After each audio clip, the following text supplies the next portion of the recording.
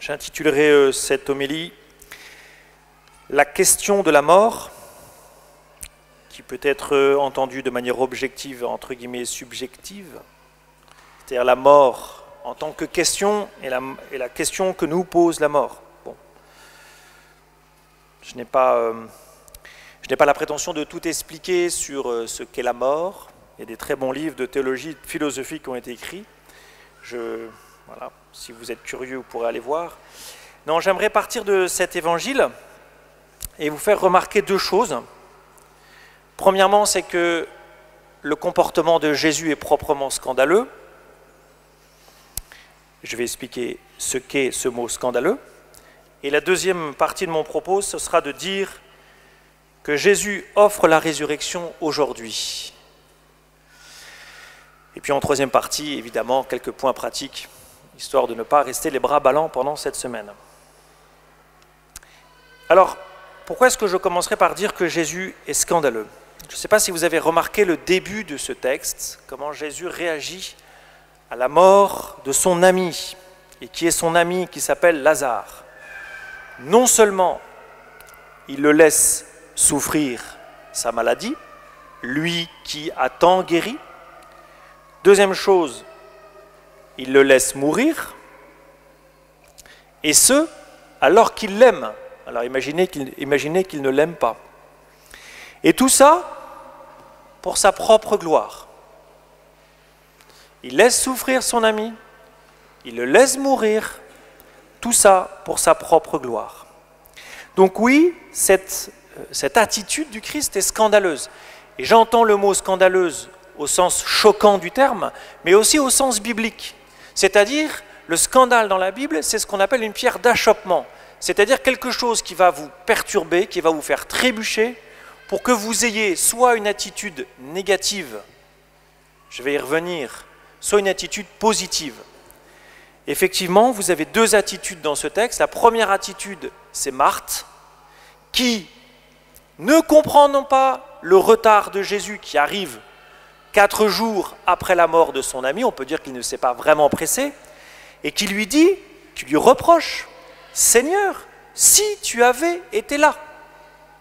Il faut entendre ce reproche, parce que c'est ce reproche que vous faites et que nous faisons devant le scandale de la mort, le scandale de la maladie, le scandale de la souffrance, qui touche par exemple à des enfants, qui touche à des proches, qui ne devaient pas mourir à leur âge, par exemple. Si tu avais été là, si tu avais agi, si tu avais bien voulu faire un miracle, hein, combien de fois dans l'histoire de l'humanité ce cri a retenti? Pourtant, Marthe ne rejette pas Jésus et se laisse enseigner par lui et garde confiance. Et elle finira par dire « Oui Seigneur, je le crois, tu es le Christ, le Fils de Dieu, tu es celui qui vient dans le monde. » Bien qu'elle ne sache pas exactement ce que signifient ces mots et ce que va faire Jésus pour Lazare et ses 2 sœurs. Mais elle a accepté la mort de son frère et l'apparente inaction de Jésus. Là est sûrement cette première attitude attendue du croyant. Cette attitude d'acceptation humble devant quelque chose que nous ne comprenons pas, que vous ne comprenez pas. Et puis vous avez l'autre attitude qui est négative, entre guillemets, qui est celle des Juifs qui suivent Marie et qui font un peu le même reproche. Lui qui a ouvert les yeux de l'aveugle, ne pouvait-il pas empêcher Lazare de mourir? La réponse, elle est positive, évidemment. Il aurait pu empêcher Lazare de mourir, de la même manière qu'il a guéri un aveugle. Et pourtant, il ne l'a pas fait.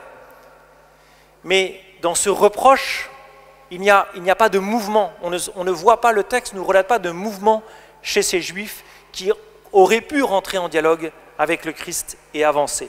Ainsi, ils restent sur leur position, et le fruit de rester stagnant, si je peux dire, c'est de tomber dans l'amertume. Ainsi, vous voyez que tout l'enjeu pour ressusciter, la résurrection n'est pas quelque chose à acquérir. La résurrection est une personne. Et nous pouvons déjà tirer 2 enseignements. Un, je viens de le dire, la résurrection est une personne 2, la résurrection ne concerne pas la mort. Mais j'y reviendrai. Maintenant, imaginez la scène. Vous êtes devant celui que vous chérissez et qui est mort après une longue maladie. Et Jésus se tient à côté de vous et il vous dit « Je me réjouis de ne pas avoir été là pendant son agonie et de ne pas l'avoir guéri. » Transcrivez, imaginez cette scène. Mettez-vous à la place de Marie et de Marthe qui ont vu mourir leur frère et qui n'ont pas vu Jésus arriver à temps. Et non seulement qu'il n'est pas arrivé à temps, mais qu'il dit qu'il se réjouit de ne pas être arrivé à temps. Comment comprendre? Comment comprendre cette attitude qui est proprement scandaleuse? Scandaleuse.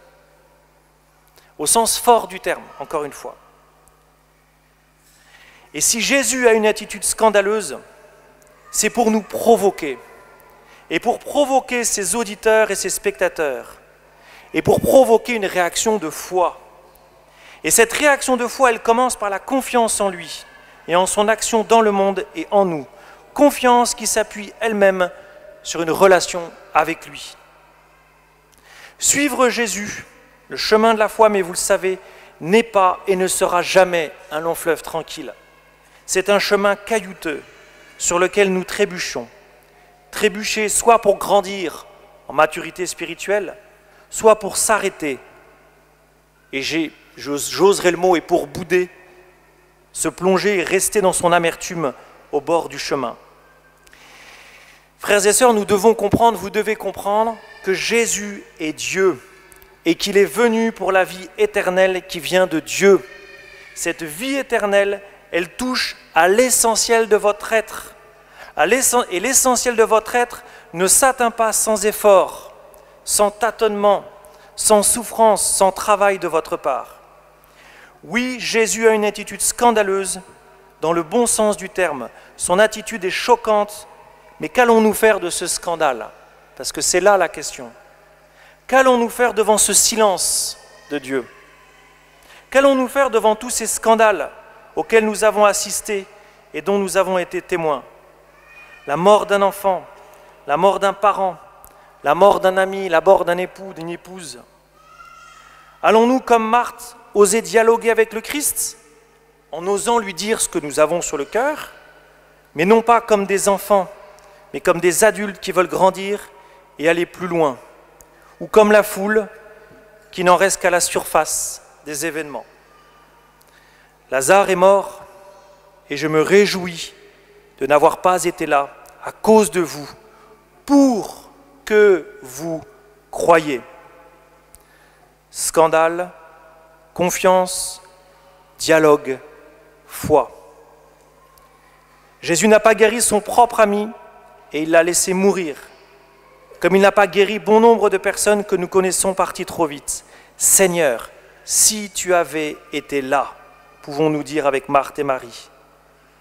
Et donc devant ce scandale, finalement le verset le plus éclairant de ce texte, c'est sûrement le verset que l'on comprend le moins, on se demande ce qu'il fait là d'ailleurs, c'est quand Jésus dit « N'y a-t-il pas 12 heures dans une journée ?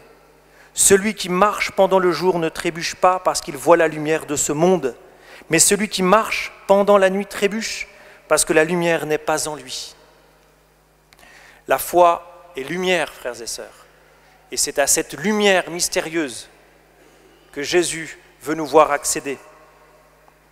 Cette lumière de la foi, c'est celle du Christ, du regard du Christ sur les événements et sur les personnes, et c'est cette lumière qu'il veut nous donner en partage. Et donc j'en viens à mon deuxième point. Jésus offre la résurrection aujourd'hui. Alors certes, pour ressusciter, le Christ va mourir. Mais la mort du Christ n'est pas la mort d'un simple homme. Elle est la mort même de Dieu. Mystère insondable. Jésus est la résurrection. Il est la résurrection. Et pour être la résurrection, il n'a pas besoin de mourir. S'il meurt, c'est pour nous. D'ailleurs, comme le dit le texte, en rejoignant Marthe et Marie, il sait qu'il risque sa vie. Et si vous avez lu Saint Jean, vous savez que c'est cette résurrection, plutôt ce retour, ce miracle du Christ, qui va provoquer son arrêt de mort, puisque les grands prêtres vont prétexter ce retour à la vie de Lazare pour décider de le mettre à mort. Ainsi, vous voyez comment le sérieux de cet acte du Christ, qui va lui-même jouer sa propre vie pour faire ce signe magistral du retour à la vie de son ami Lazare. La mort de Jésus verra notre vie avec lui par la résurrection. Et le retour à la vie de Lazare est signe de cela. Parce que Lazare revient à la vie dans cette vie ici-bas, de la même manière que nous accédons à la vie éternelle dès maintenant, par la foi. La foi en la résurrection n'est pas la foi en une vie après la mort. Ça, beaucoup de religions naturelles, beaucoup de philosophies le disent tout aussi bien. La foi en la résurrection, c'est la foi en Jésus-Christ, et cette foi, elle est pour maintenant. La résurrection, elle est pour aujourd'hui. Pas pour après notre mort. Entendons-nous bien. La résurrection n'est pas un simple retour à la vie, quel que soit l'état de ce retour, mais la résurrection est l'union à la résurrection qu'est la personne du Christ.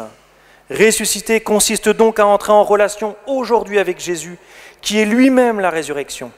Et Jean va utiliser ce verbe « croire en Jésus ». Voilà l'origine ou la condition de la possibilité de ma résurrection aujourd'hui. Il s'agit de croire.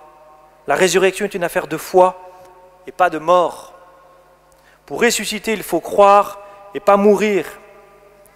Ainsi, la résurrection est pour aujourd'hui, car aujourd'hui la foi nous est donnée et proposée. C'est ce que va dire saint Paul. Si le Christ est en vous, c'est au présent. Si le Christ est en vous, le corps, il est vrai, reste marqué par la mort à cause du péché, mais l'esprit vous fait vivre, puisque vous êtes devenus des justes. Le but de la vie de Jésus n'est pas cette vie d'ici-bas, ou plutôt, si elle est cette vie d'ici-bas, elle est cette vie d'ici-bas avec sa propre vie, avec la vie éternelle. Le but du Christ, c'est de nous donner la foi aujourd'hui. L'enjeu est la vie ici et maintenant, vie éternelle, car vie de foi en Jésus aujourd'hui. La mort naturelle, certes, reste un obstacle, elle nous tourne vers l'essentiel, elle nous empêche de nous endormir loin de Jésus, elle est comme cet aiguillon qui nous pousse vers Jésus. Mais ce n'est pas elle qui provoque la résurrection. En ce sens, il est juste de dire que la mort n'est pas à préparer. Ce que nous devons préparer aujourd'hui, c'est notre vie pour recevoir la vie éternelle. Vous connaissez ces deux réflexions de Dominique Savio? C'est Dominique Savio, un élève de Don Bosco, mort à 15 ans, qui dit ceci. « Oui, mon Dieu, je vous l'ai déjà dit et je vous le répète, je vous aime et je veux vous aimer jusqu'à la fin de ma vie. Si vous voyez que je suis sur le point de vous trahir, tuez-moi net, la mort, mais pas le péché. » Et il va rajouter, un jour où il va jouer dans la cour, et on va lui poser la question, « Dominique, si tu devais mourir là, dans l'heure, qu'est-ce que tu ferais ?» Il répondra, « Je continuerai à jouer. » Il est prêt. Il est prêt à vivre. Il vit. Il n'a pas besoin de se préparer à mourir. C'est-à-dire avec la foi dont je vis maintenant, la mort naturelle m'importe peu. Entendons-nous, d'un point de vue spirituel. Alors comment croire? Comment accueillir aujourd'hui cette résurrection?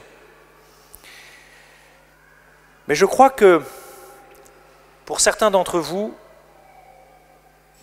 ça concerne peut-être même la plupart d'entre nous, c'est d'offrir à Dieu les scandales dont nous avons été témoins et que nous n'avons pas guéris. Souvent, dans notre vie de foi, nous pouvons être bloqués justement à cause de certaines épreuves qui sont des scandales. Et nous avons une tristesse en nous, nous avons une amertume en nous. Et le Seigneur, vous voyez, veut vous guérir.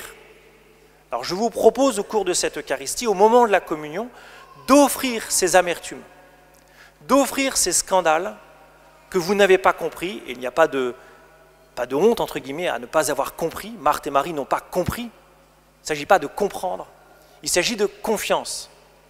Il s'agit de déposer ça au pied du Seigneur, en lui disant « Seigneur, je crois. Seigneur, je ne comprends pas, car si tu avais été là, il, elle ne serait pas mort. Pourtant, oui, Seigneur, je veux croire, tu es la résurrection et la vie. » N'oublions pas que notre foi grandit dans les épreuves, qui sont comme des scandales, parce qu'ils font trébucher notre foi. Ensuite, pour ceux qui suivent la retraite de Carême, je vous invite à relire la première semaine, et notamment le jour où nous avons médité le fait que notre vie n'était pas faite pour ici-bas, qu'elle était faite pour la vie éternelle. Non seulement la vie éternelle aujourd'hui, mais plus que cela, une vie qui est donnée par Dieu et dont nous bénéficierons pour l'éternité. Enfin, beaucoup plus pratique, je vous invite vraiment à centrer votre vie sur le Christ. Et je vais vous proposer des conseils de débutants. Centrer sa vie sur le Christ, ça signifie ne jamais rater une messe le dimanche. Jamais. Le deuxième conseil que je vous donne, c'est d'arriver à l'heure. Quand vous étiez amoureux, ou si vous êtes encore amoureux, vous ne faites pas patienter celui ou celle que vous aimez. Et enfin, priez tous les jours. Je le dis, je le répète. Faites moins de Facebook et lisez davantage la Bible.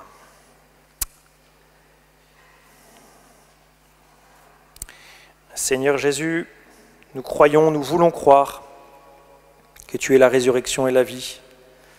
Nous voulons croire que cette grâce de la résurrection qui nous donnera de voir notre chemin sur la terre, de voir comme toi tu vois. Nous croyons que tu veux nous le donner ici et maintenant. Au cours de cette Eucharistie, Seigneur, nous te confions nos vies, te confions nos cœurs, te demandons de venir les renouveler, de nous donner la guérison si nous en avons besoin, de nous sortir de nos amertumes, pour que toi tu vives en nous, Seigneur, et pour que nous ayons la foi. Viens, Esprit de sainteté, viens, Esprit de lumière, viens, Esprit de feu, viens nous embraser. Voilà, et je vous rappelle, si vous le souhaitez, au moment de la communion, des frères et sœurs se proposent de prier pour vous. Voilà, c'est un bon moyen de s'aider les uns les autres pour dépasser nos difficultés. Amen.